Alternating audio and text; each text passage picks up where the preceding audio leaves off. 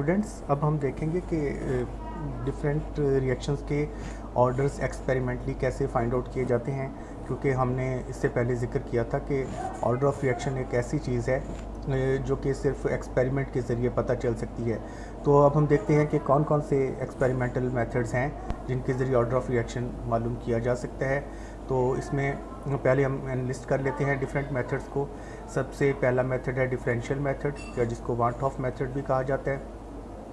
Want of वो scientist है जिसने ये मेथड डिस्कवर किया था, तो उसके नाम पर भी इस मेथड का नाम राइज है, या फिर इसको डिफरेंशियल मेथड जो कि टेक्निक यूज़ की जाती है इस तरीके से ऑर्डर ऑफ रिएक्शन की डिटर्मिनेशन के लिए, उस नाम से।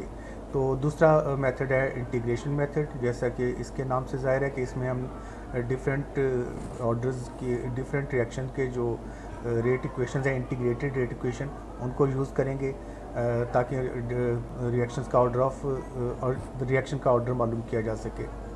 तीसरा मेथड है ग्राफिकल मेथड। इसका भी नाम से ज़ाहिर है कि इसमें इसके मानी पोशीदा हैं कि ये ग्राफिकल मेथड है और इसमें ग्राफ को यूज़ किया जाता है। हर ऑर्डर के डिफरेंट शेप्स के ग्राफ बनते हैं, या डिफरेंट पैरामीटर्स के दरमियान जो ग्राफ बनते हैं, हम उनको यूज़ करते हैं ऑर्डर ऑफ रिएक्शन की डिटर्मिनेशन के लिए। हाफ़ लाइफ मेथड में हम मुख्तलिफ ऑर्डर्स के लिए जो हाफ़ लाइफ टाइम्स हैं उनको यूज़ करते हैं, और इसमें हम एक्सपेरिमेंटल डाटा पुट करते हैं और इसके ज़रिए ऑर्डर ऑफ रिएक्शन मालूम कर लेते हैं। और लास्ट है ऑस्टवर्ड्स मेथड, इन तमाम मेथड्स की डिटेल्स हम अभी आपको बताएंगे। तो सबसे पहले देखें जो हमारे पास जो हमने एनलिस्ट किया था मेथड, उसमें वो है डिफरेंशियल मेथड। डिफरेंशियल मेथड में हम किस तरह से ऑर्डर ऑफ रिएक्शन की डिटर्मिनेशन करते हैं, तो इसके लिए हम एक जनरल रिएक्शन देख लेते हैं पहले। ये एक रिएक्शन है जो कि और इसका डिफरेंशियल रेट इक्वेशन हम पहले बताए हैं कि कैसे लिखी जा सकती है, उसी तरीके से हम लिख देते हैं। यहाँ पर देखें नेगेटिव साइन के साथ dA/dt लिखा गया है।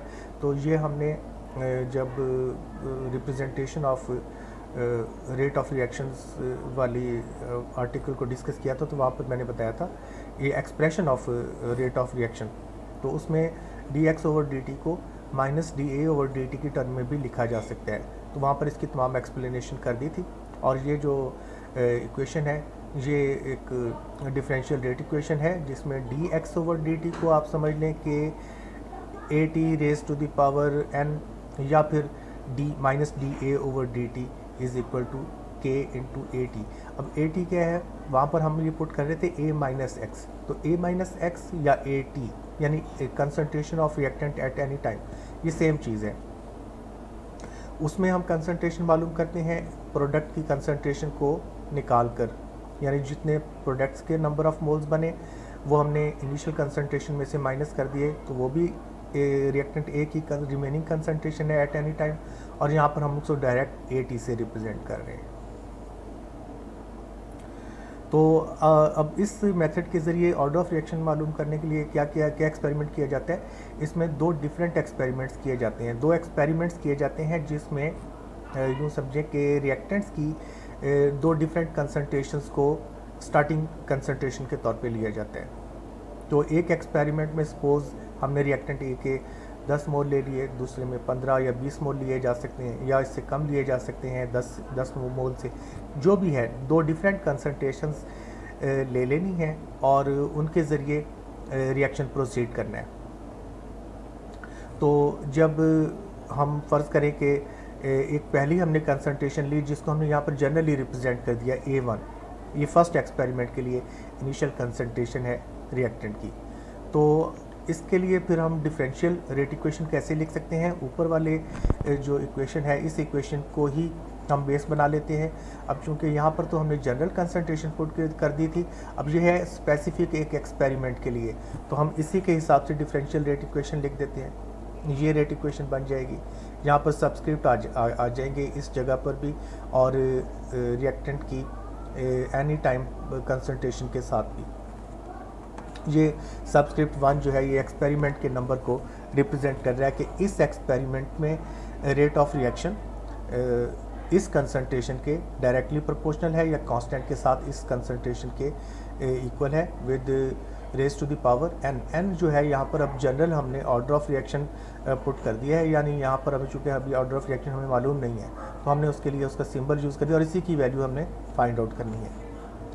अब ये डिफरेंशियल रेट इक्वेशन जो है इसको मज़ीद सॉल्व करने के लिए हम दोनों साइडों पर लॉग ले लेते हैं।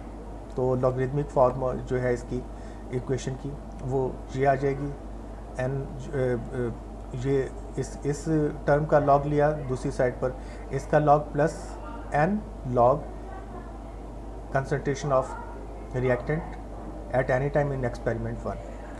अब इसी लॉजिक को, जिस लॉजिक के तहत हमने ये डिफरेंशियल रेट इक्वेशन बनाई एक्सपेरिमेंट 1 के लिए और उसके बाद उसकी लॉगरिदमिक फॉर्म बना ली, इसी लॉजिक को यूज़ करते हुए हम ये भी कह सकते हैं कि इसी प्रोसेस के से गुजारते हुए हम सेकंड एक्सपेरिमेंट के लिए भी ये लॉगरिदमिक फॉर्म इक्वेशन की हासिल कर सकते हैं। तो ये हमने सेकंड एक्सपेरिमेंट के लिए इक्वेशन ऑब्टेन कर ली।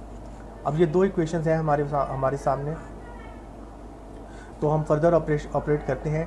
इक्वेशन 2 को इक्वेशन 1 में से सबट्रैक्ट कर देते हैं। तो देखें इक्वेशन 2 की इक्वेशन 2 को इक्वेशन 1 में से सबट्रैक्ट कर देते। तो हमने पहले इक्वेशन 1 ले ली, यानी ये है इक्वेशन 1 की रेट ऑफ रिएक्शन की वैल्यू और ये है एक्सपेरिमेंट 2 के लिए या इक्वेशन 2 के लिए रेट ऑफ रिएक्शन की वैल्यू। और इसी तरह इसकी जो राइट साइड है, ये पहले हमने राइट साइड लिखी इक्वेशन 1 की और ये राइट साइड है इक्वेशन 2 की। अब इसको जस्ट हम मैथमेटिकल तरीके से सॉल्व करेंगे। तो माइनस साइन इसके साथ भी मल्टीप्लाई होगा, इसके साथ भी मल्टीप्लाई होगा, तो ये दोनों नेगेटिव हो जाएंगे। और यहाँ पर देखें अब ये पॉजिटिव साइन के साथ लॉग की है और ये नेगेटिव साइन के साथ लॉग की है, तो ये एक दूसरे से कट जाएंगे और रिमेनिंग इक्वेशन हमारे पास इस तरह से रिड्यूस हो जाएगी। बाकी सारी इक्वेशन वैसी ही है। तो अब इसमें से देखें हमने n की वैल्यू फाइंड आउट करनी है, ये हमारा टारगेट है। तो हम n को इसमें से कॉमन निकाल सकते हैं राइट साइड में से, और कॉमन निकालने के बाद हम n को इस साइड पे रख लेते हैं या n को इधर ले जाते हैं और इसको इधर ले आते हैं। तो जो लेफ़्ट साइड पे टर्म्स हैं तो यानी इक्वेशन को रीअरेंज कर लेते हैं for the value of n। तो यहाँ पर n किसके इक्वल होगा, लेफ़्ट साइड की सारी terms divided by right side की वो टर्म्स जो कि n के बगैर थी वो डिनोमिनेटर में चली जाएंगी। अब इस इक्वेशन के लिए इस इक्वेशन से हम ऑर्डर ऑफ रिएक्शन डिटरमाइन कर सकते हैं, लेकिन उसके लिए हमें क्या डाटा चाहिए, हमें initial concentration at any time in both experiments वो चाहिए रिएक्टेंट की। तो इनिशियल कंसंट्रेशन हमें वो समझे कि हमारे पास ऑलरेडी मौजूद है, क्योंकि हमने 2 एक्सपेरिमेंट्स किए हैं जिसमें हमने 2 मुख्तलिफ कंसंट्रेशन ली थी। तो उसके बाद हमने डिफरेंट टाइम के ऊपर किसी स्पेसिफिक टाइम गुजर जाने के बाद हमने दोबारा से कंसंट्रेशंस को फाइंड आउट किया। तो फ़र्ज़ करें एक ही जैसा टाइम गुजरने के बाद रिएक्टेंट ए की कंसंट्रेशन एक्सपेरिमेंट 1 में 81 से डिनोट की गई और रिएक्टेंट 2 की कंसंट्रेशन एक्सपेरिमेंट 2 में रिएक्टेंट की concentration at the same time 82 से डिनोट कर दी गई। तो ये तो है एक्सपेरिमेंट के ज़रिए हमें ये कंसंट्रेशन पता चल जाएगी। जब एक स्पेसिफिक टाइम गुजरने के बाद हम रिएक्टेंट के रिमेनिंग कंसंट्रेशन को चेक करेंगे, जबकि इसके न्यूमरेटर में दोनों जो टर्म्स हैं ये समझ लें रेट ऑफ रिएक्शंस हैं, और रेट ऑफ रिएक्शंस को हम मालूम करने के लिए इससे पहले हमने determination of measurement of rate of reaction का एक मेथड आपको बताया था। तो उस तरीके से हम एक डाटा कलेक्ट कर लेते हैं वेरियस टाइम के ऊपर कंसंट्रेशन ऑफ रिएक्टेंट का। तो यहाँ से हम उसी स्पेसिफिक टाइम पर रेट ऑफ रिएक्शन एक टेंजेंट ड्रा करके और टेंजेंट के स्लोप से रेट ऑफ रिएक्शन मालूम कर सकते हैं। तो यहाँ पर जो रेट ऑफ रिएक्शन की वैल्यूज़ हैं वो उस measurement of rate of reaction वाली स्लाइड वाले मेथड से मालूम करके पुट कर दी जाती हैं। तो ये सारी एक्सपेरिमेंटल वैल्यूज़ हैं, एक्सपेरिमेंट के ज़रिए हासिल होंगी, और जब हम इनमें इस इक्वेशन में ये वैल्यूज़ पुट कर देंगे हासिल करके, तो उसके बाद हम फाइनल जो कैलकुलेशन करेंगे, जो रिज़ल्ट्स आएंगे वो ऑर्डर ऑफ रिएक्शन के इक्वल होगा। तो यहाँ पर हमने बता दिया कि इन दोनों एक्सपेरिमेंट्स में जो कंसंट्रेशंस हैं उनको टाइम के अगेंस्ट प्लॉट किया जाता है और उसके बाद slope at a given time interval are measured by drawing tangent. ये वही मेथड है जो हमने रेट ऑफ रिएक्शन की डिटर्मिनेशन के लिए पहले एक्सप्लेन किया हुआ है। तो उसके ज़रिए समझ लें कि ये जो डिनोमिनेटर की वैल्यूज़ हैं दोनों एक्सपेरिमेंट्स के लिए ये मिल जाएगी हमें। तो यहाँ से हम रेट ऑफ रिएक्शंस को वैल्यूज़ फाइंड आउट करके इस इक्वेशन में पुट कर सकते हैं। ये है first method for the determination of order of reaction. तो स्टूडेंट्स सेकंड मेथड है हमारे पास ऑर्डर ऑफ रिएक्शन की डिटर्मिनेशन के लिए इंटीग्रेशन मेथड। आपको याद होगा कि हमने डिफरेंट ऑर्डर्स के लिए डिफरेंशियल रेट इक्वेशन को इंटीग्रेटेड रेट इक्वेशंस में कन्वर्ट किया था। तो यहाँ पर हम वही इक्वेशंस यूज़ करते हैं ऑर्डर ऑफ रिएक्शन की डिटर्मिनेशन के लिए। तो उससे पहले हम एक एक्सपेरिमेंटल डाटा कलेक्ट करते हैं जिसमें किसी रिएक्टेंट को की इनिशियल कंसंट्रेशन नोट करके उसके बाद हम उसको रिएक्शन में से प्रोसीड करवाते हैं और जब टाइम गुजरता है कुछ मखसूस वक्फों के बाद हम उसकी दोबारा से कंसंट्रेशन को चेक करते हैं और वो सारा डाटा हम नोट करते जाते हैं। तो मतलब फ़र्ज़ करें हम 5-5 मिनट के वक्फे से कंसंट्रेशन नोट कर रहे हैं तो हर 5 मिनट बाद जो भी कंसंट्रेशन होगी रिएक्टेंट ए की उसको हम ए टी या ए माइनस एक्स, क्योंकि हमने जो अब तक डेरिवेशंस की वहाँ पर हमने किसी भी टाइम पर रिएक्टेंट की कंसंट्रेशन को ए माइनस एक्स से डिनोट किया, तो इसलिए यहाँ पर हमने ए माइनस एक्स मेंशन किया है। अदरवाइज़ बहुत सारी बुक्स में बहुत सारी जगहों पर इसको ए टी से भी डिनोट किया जाता है, तो अक्सर में ये सेम वैल्यूज़ हैं। और इसी तरह बाज़ बुक्स में या नोट्स में इनिशियल कंसंट्रेशन ऑफ रिएक्टेंट को इसी तरह स्क्वायर ब्रैकेट में ए नॉट डालकर रिप्रेजेंट किया जाता है। तो ये भी कंफ्यूज नहीं होना है कि ये जो ए है ये ए नॉट के इक्विवेलेंट कंसीडर होगा। तो ये डाटा कलेक्ट कर लिया जाता है और उसके बाद हमारे पास इंटीग्रेटेड रेट इक्वेशंस मौजूद हैं। वहाँ पर हम इस एक्सपेरिमेंटल डाटा से मुख्तलिफ वैल्यूज़ बनाकर उन रेट इक्वेशंस में पुट करते हैं। तो जैसे कि फ़र्ज़ करें अगर हमने ज़ीरो ऑर्डर रिएक्शन को चेक करना है तो इस डाटा से हम x की वैल्यू फाइंड आउट करेंगे और x की हर वैल्यू जो है वो मुख्तलिफ़ टाइम पर मुख्तलिफ होगी। तो ये तमाम हर टाइम के कोरेस्पॉन्डिंग x की वैल्यू हम इस इक्वेशन में पुट करेंगे और अगर ये रिजल्टेंट वैल्यू इसकी कांस्टेंट आती जाए तो समझ लें कि ये ज़ीरो ऑर्डर रिएक्शन होगा। अगर ज़ीरो ऑर्डर की इक्वेशन में रेट इक्वेशन में इंटीग्रेटेड रेट इक्वेशन में ये वैल्यूज़ पुट करने पे हर दफ़ा वैल्यूज़ कांस्टेंट नहीं रहती तो फिर ये ज़ीरो ऑर्डर रिएक्शन नहीं होगा। फिर हम चेक करेंगे कि वो फर्स्ट ऑर्डर है या नहीं है।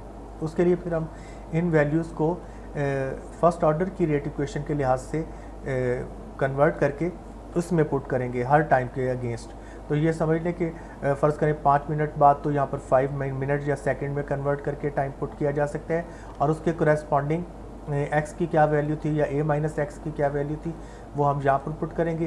इनिशियल कंसंट्रेशन हमने पहले से नोट कर रखी वो यहाँ पर पुट करेंगे और इस पूरी कैलकुलेशन का रिज़ल्ट फाइंड आउट करेंगे।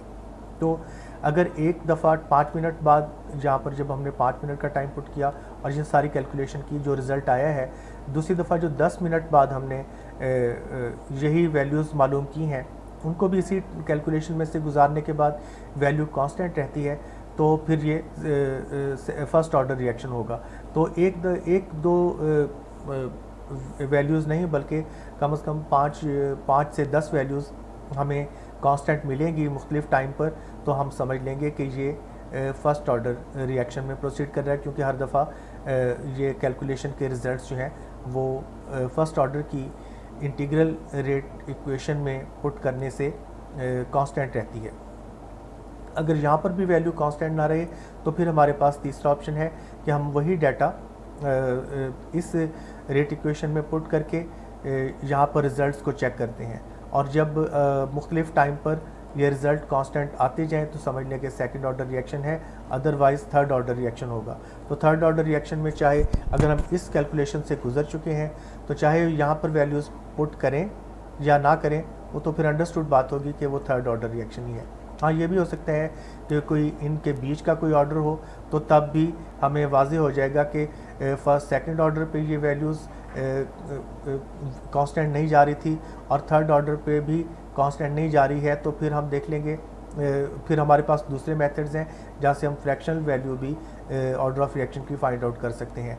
तो यूँ समझें कि अगर हमने थर्ड ऑर्डर को एग्जैक्टली थर्ड ऑर्डर में चेक करना है तो फिर ये डाटा हम यहाँ पर पुट करके कंफर्म कर लेंगे कि ये थर्ड ऑर्डर रिएक्शन है या नहीं। अगर ये वैल्यूज़ कांस्टेंट रहती हैं इस डाटा में, इस इक्वेशन में पुट करने से तमाम डाटा की रिजल्टेंट वैल्यूज़, तो फिर समझिए थर्ड ऑर्डर रिएक्शन है, अदरवाइज़ थर्ड ऑर्डर रिएक्शन नहीं होगा। तो हम इसका क्या कंक्लूजन करते हैं कि the rate equation which yields a constant value of k corresponds to the correct order of the reaction. और यहाँ पर ये बात लाजमी तौर पे नोट कर लेनी है कि ये जो मेथड है ये हिट एंड ट्रायल मेथड है, और ये सबसे पहला मेथड था जो ऑर्डर ऑफ रिएक्शन की डिटर्मिनेशन के लिए यूज़ हुआ, लेकिन अभी भी बड़े पैमाने पर इसी मेथड के ज़रिए ऑर्डर ऑफ रिएक्शंस मालूम किए जाते हैं। तो ये आपने देखा है कि ये सिर्फ zero first second and third order को कंफर्म करने के लिए यूज़ हो सकता है, लेकिन अगर कॉम्प्लिकेशंस हों, अगर ऑर्डर ऑफ रिएक्शन कॉम्प्लिकेटेड हों, फ्रैक्शन वैल्यूज़ हों, तो उनके लिए फिर हमें दूसरे मेथड्स यूज़ करने पड़ते हैं। तो इसके अलावा एक और मेथड है जिसको हम ग्राफिकल मेथड कहते हैं। ये भी इसी तरह से जो इंटीग्रल मेथड है उसी तरह से यूज़ किया जा सकता है कि इसमें भी हम मुख्तलिफ डाटा लेकर हम बजाय इसको इंटीग्रेटेड इक्वेशन में पुट करें, हम इनमें ग्राफ प्लॉट कर लेते हैं। तो हमारे पास ज़ीरो ऑर्डर का भी ग्राफ मौजूद था। अगर एक्स और टी के दरमियान ग्राफ एक इस तरह की स्ट्रेट लाइन आ जाए, ये बिल्कुल ज़ीरो ऑर्डर का ग्राफ है। अगर एक्स और टी के दरमियान इन्हीं पैरामीटर्स के दरमियान इस तरह की स्ट्रेट लाइन आ जाए तो समझ लें कि वो रिएक्शन ज़ीरो ऑर्डर होगा। अदरवाइज़ फिर हम अगर ये यहाँ पर स्ट्रेट लाइन नहीं बन रही, कोई भी कर्व बन रही है, तो फिर समझे कि हम इसको रिजेक्ट कर देंगे इस ऑप्शन को कि ये ज़ीरो ऑर्डर रिएक्शन है, और फिर हम वही डाटा नए सिरे से नए पैरामीटर्स में कन्वर्ट करके दोबारा से ग्राफ प्लॉट करेंगे। तो इसके लिए हमें फर्स्ट ऑर्डर रिएक्शन का ग्राफ हमारे सामने मौजूद है, तो हमें ये पैरामीटर कैलकुलेट करना है। ए माइनस एक्स की वैल्यू हमें एक्सपेरिमेंटल डाटा से मिल जाएगी, ए की वैल्यू हम इनिशियली वो भी एक्सपेरिमेंटली ले चुके, और वेरियस टाइम टी वो वैल्यूज़ एक्स एक्सिस पर प्लॉट करके हम ग्राफ चेक करेंगे। अगर इससे मिलता जुलता ग्राफ बन रहा है, स्ट्रेट लाइन बन रही है इन दो पैरामीटर्स के दरमियान, तो समझ लें कि वो फर्स्ट ऑर्डर रिएक्शन है। तो अगर यहाँ पर भी स्ट्रेट लाइन नहीं बन रही इन पैरामीटर्स के दरमियान ग्राफ प्लॉट करने से, और यहाँ पर भी स्ट्रेट लाइन नहीं बन रही इन दो पैरामीटर्स के दरमियान ग्राफ प्लॉट करने से, तो फिर हम इन दोनों ऑप्शंस को रिजेक्ट करके सेकंड ऑर्डर रिएक्शन के लिए चेक करेंगे। तो सेकंड ऑर्डर रिएक्शन के लिए पहले हम ए माइनस एक्स का रेसिप्रोकल लेंगे हर टाइम के अगेंस्ट, और उनकी वैल्यूज़ को वाई एक्सिस पर पुट करते जाएंगे, और इसी तरह एक्स एक्सिस पर हम करेस्पॉन्डिंग टाइम की वैल्यूज़ पुट करते जाएंगे। तो इस तरह एक स्केल ऑब्टेन करके जिस तरह ग्राफ प्लॉट किया जाता है, हम एक ग्राफ प्लॉट करेंगे डिफरेंट टाइम के अगेंस्ट ए माइनस एक्स के रेसिप्रोकल की वैल्यूज़ को पुट करते हुए, और फिर जब उन पॉइंट्स को एक दूसरे के साथ मिलाएंगे और अगर स्ट्रेट लाइन बन जाए तो समझ लें कि वो सेकंड ऑर्डर का ग्राफ होगा। इस शेप में अगर ग्राफ बन जाता है इन दो पैरामीटर्स के दरमियान, अगर इस शेप में ग्राफ नहीं बनता तो फिर वो सेकंड ऑर्डर रिएक्शन भी नहीं होगा, और उसके बाद हम थर्ड ऑर्डर रिएक्शन के लिए जो पैरामीटर्स हैं उनके हिसाब से ग्राफ प्लॉट करके चेक कर लेंगे। तो जिस समझ लें कि ऑर्डर से ग्राफ मैच कर जाएगा उसी ऑर्डर का रिएक्शन तस्वुर होगा। नेक्स्ट मेथड है हाफ लाइफ मेथड। इसमें हमने देखा था कि जब हमने हाफ लाइफ टाइम को तमाम ऑर्डर्स के हाफ लाइफ टाइम को कंपेयर किया था और वहाँ पर हमने एक जनरल इक्वेशन बनाई थी, तो हम उस इक्वेशन को यूज़ करते हैं। तो इसके लिए पहले हम एक्सपेरिमेंट करने के लिए वैसे ही जैसे अभी हमने डिफरेंशियल मेथड में कहा कि हम दो डिफरेंट एक्सपेरिमेंट्स करते हैं और उसमें इनिशियल कंसंट्रेशंस डिफरेंट ले लेते हैं रिएक्टेंट की, वैसा ही एक्सपेरिमेंट हमें हाफ लाइफ टाइम मेथड के लिए करना पड़ता है कि दो डिफरेंट इनिशियल कंसंट्रेशन लेकर उनको रिएक्ट करवाएंगे, और फिर दोनों रिएक्शन में दोनों कंसंट्रेशन के लिए देखेंगे कि हाफ कंसंट्रेशन कितने टाइम के बाद बच जाती है, यानी हाफ लाइफ टाइम दोनों इनिशियल कंसंट्रेशन लेने से क्या हासिल हुआ। यानी हाफ लाइफ टाइम क्या होगा, जब इनिशियल कंसंट्रेशन फ़र्ज़ किया 10 मोल ली है तो हम देखेंगे कि 5 मोल तक आने में कितना टाइम लगा, और अगर हमने 20 मोलर कंसंट्रेशन ली है तो हम देखेंगे कि 10 मोलर कंसंट्रेशन होने तक कितना टाइम लगा। तो दोनों दफ़ा का इनिशियल कंसंट्रेशन भी और उनके हाफ लाइफ टाइम भी ये हम नोट कर लेंगे, ये एक्सपेरिमेंटल डाटा से हमें हासिल हो जाएंगे। उसके बाद हमने देखा कि चूँकि ये जनरल जो हाफ लाइफ टाइम है वो ऑर्डर ऑफ रिएक्शन के साथ इस इक्वेशन के ज़रिए रिलेट करती है, और ये हमने जनरलाइज़ किया था जब हमने तमाम ऑर्डर ऑफ रिएक्शंस के हाफ लाइफ टाइम को कंपैरेटिवली स्टडी किया था। अब इस इक्वेशन में समझ लें कि अगर हमारे पास हमने ये पहला एक्सपेरिमेंट किया और उसमें initial concentration of reactant A1 ली, जबकि दूसरे एक्सपेरिमेंट में हमने रिएक्टेंट की इनिशियल कंसंट्रेशन A2 ले ली। मैं अभी जैसे एग्जांपल मैंने यहाँ पर दी थी कि यहाँ पर हमने 10 मोलर ले ली और यहाँ पर 20 मोलर, इसके अलावा भी कोई वैल्यू हो सकती है, तो हमने इसलिए इसको जनरली A1 और A2 से रिप्रेजेंट कर दिया। तो हाफ लाइफ टाइम जो फर्स्ट एक्सपेरिमेंट के लिए, सॉरी यहाँ पर ये इसको 1 कंसिडर कीजिएगा, तो ये है time for completion of half change in experiment 1। ये T1 से या T हाफ 1 नोट कर के तौर पे नोट करें, जिस तरह T हाफ है और इसके बाद 1 लगा दे तो वो ज़्यादा बेहतर है। और इसी तरह T2 ये है time for completion of half change in experiment 2।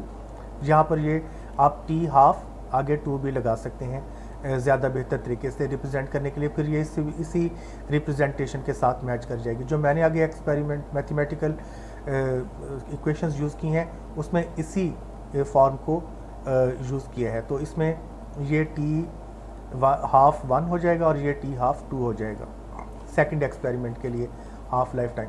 तो इस तरह जो अभी हमने ये वाली वैल्यूज़ देखी हैं, इसके लिहाज से अगर यहाँ पर T हाफ 1 लगा दें तो यहाँ पर भी A1 लग जाएगा, बाकी वैल्यूज़ यही रहेंगी, तो हमारे पास ये इक्वेशन बन जाएगी फॉर एक्सपेरिमेंट 1। और इसी तरह से अगर हम ये वैल्यूज़ सेकंड एक्सपेरिमेंट के लिए यूज़ करें तो हमारे पास ये इक्वेशन बन जाएगी। तो इक्वेशन 1 और 2 ये 2 इक्वेशंस हमें हासिल होंगी। अब यहाँ पर हम ये करते हैं कि डिवाइड इक्वेशन 2 बाय 1, इसको इस पर डिवाइड करना है, इसको न्यूमरेटर पे रखना है, इसको डिनोमिनेटर में रखना है, तो ये इस इक्वेशन की फॉर्म में आ जाएगा। ये देखें, ये समझें वैल्यूज़ न्यूमरेटर में चली गई और ये वैल्यूज़ डिनोमिनेटर में चली गई। अब यहाँ पर एक फ़र्क आया है कि यहाँ पर दोनों इक्वेशन में प्रोपोर्शनलिटी का सिंबल है, जबकि यहाँ पर हम जब इक्वलाइज़ कर रहे हैं इनको तो हम इक्वालिटी का सिंबल यूज़ कर रहे हैं। ऐसा क्यों? क्योंकि देखें, अगर हम इसको इक्वालिटी में कन्वर्ट करें तो यहाँ पर कोई कांस्टेंट लग जाएगा, सपोज हम k कांस्टेंट लगा देते हैं। इसको भी अगर इक्वालिटी में कन्वर्ट करते हैं तो यहाँ पर भी एक कांस्टेंट लग जाएगा, और वही कांस्टेंट हम यहाँ पर यूज़ करेंगे क्योंकि कांस्टेंट तो चेंज नहीं होता, तो यहाँ पर भी k कांस्टेंट लग जाएगा। और जब हम इस इक्वेशन को इस पर डिवाइड करेंगे इक्वालिटी में कन्वर्ट करके, तो वो k से कैंसिल आउट हो जाएगा और इस तरह ये इक्वेशन इक्वालिटी की फॉर्म में कन्वर्ट हो जाएगी प्रोपोर्शनलिटी से। तो यहाँ पर इसलिए यहाँ पर सिंबल हमने इक्वालिटी का यूज़ किया। अब इस इक्वेशन को हम इस तरह से भी लिख सकते हैं कि यहाँ पर जो कोफिशिएंट्स हैं इनकी सेम पावर्स हैं, तो हमने कोफिशिएंट को इकट्ठा कर दिया और इनकी पावर को हमने कंबाइन कर दिया 1 माइनस n। यहाँ पर ज़हन में रखिएगा कि जो n है वो ऑर्डर ऑफ रिएक्शन को रिप्रेजेंट कर रहा है, जिसकी वैल्यू हमने फाइंड आउट करनी है। अब नेक्स्ट आप देखें कि इस इक्वेशन में हमने ये चेंज की कि इसके डिनोमिनेटर को न्यूमरेटर में ले गए, तो यहाँ पर पावर जो है वो उलट हो गई, यानी A1 को हमने न्यूमरेटर में लिखा और A2 को डिनोमिनेटर में, तो यहाँ पर 1 माइनस n था, तो यहाँ पर ये n माइनस 1 में चेंज हो गई। तो ये पावर को मैथमेटिक्स में अगर हम इस रेसिप्रोकल को इस कोफिशिएंट का रेसिप्रोकल लेते हैं तो ये पावर के साइन चेंज हो जाएंगे। तो यहाँ पर समझें इसका माइनस और इसका पॉजिटिव साइन हो गया, और इसको हमने पहले लिख दिया, इसको बाद में लिख दिया। अब इस इक्वेशन को सॉल्व करने के लिए चूँकि हमने n की वैल्यू फाइंड आउट करनी है, तो हम इस इक्वेशन का लॉग ले लेते हैं दोनों साइडों पर, तो ये इस साइड का लॉग है n-1 log A1/A2 equal to log half life time of second experiment and log half life time of divided by half life time of first experiment. अब आप देखें कि हमने चूँकि n की वैल्यू फाइंड आउट करनी है, तो हमने इसमें से ये वैल्यू दूसरी साइड पे शिफ्ट की, तो ये दूसरी साइड पे शिफ्ट होकर इस पर डिवाइड हो जाएगी, तो ये डिनोमिनेटर में चली गई, समझ लें कि ये वाली वैल्यू। तो इसके बाद हम इसमें से n को सेपरेट करते हैं, तो ये 1 प्लस ये सारी कैलकुलेशन। तो इसमें देखें ये जो डाटा है एक्सपेरिमेंटल वैल्यूज़ हमारे पास मौजूद हैं A1 और A2, ये डिफरेंट इनिशियल कंसंट्रेशन है दो एक्सपेरिमेंट्स के लिए, और ये T12 और T12 ये उनके कोरेस्पॉन्डिंग हाफ लाइफ टाइम है जब उनकी कंसंट्रेशंस आधी इस्तेमाल हो जाती हैं, वो हम एक्सपेरिमेंटली चेक करते हैं। तो कितना टाइम लगा हाफ कंसंट्रेशन होने में सेकंड एक्सपेरिमेंट में, वो वैल्यू हम यहाँ पर पुट कर देंगे, और कितना टाइम लगा initial concentration of reactant in experiment 1 में हाफ होने को, वो हम यहाँ पर पुट कर देते हैं, और इस पर प्लस 1 ऐड करेंगे तो ये ऑर्डर ऑफ रिएक्शन आ जाएगा। Hence order of reaction is determined by putting experimental data in above equation. Last method है ऑस्टवाल्ड्स मेथड। ये भी एक तरह से हिट एंड ट्रायल मेथड है, और ये बहुत कॉम्प्लिकेटेड रिएक्शन के लिए यूज़ किया जाता है। तो इसकी तरह का हम एक एग्जांपल शो करते हैं कि एक फ़र्ज़ किया इस किस्म का एक्सपेरिमेंट है जिसमें बहुत सारे रिएक्टेंट्स हैं। तो इसमें इस मेथड में ये लेंथी मेथड है लेकिन बहुत एक्यूरेट मेथड है।